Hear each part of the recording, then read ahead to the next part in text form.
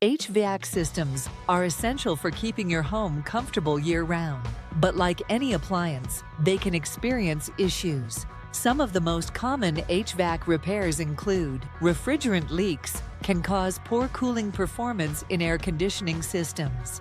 A technician will need to locate and repair the leak, then recharge the refrigerant to restore the system's functionality.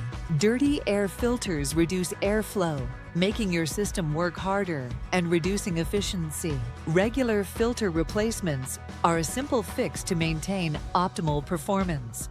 Thermostat problems can cause temperature inconsistencies or prevent your system from turning on or off. Sometimes, recalibration or replacement is necessary to resolve these issues. Frozen coils can occur if airflow is restricted or if the refrigerant is low.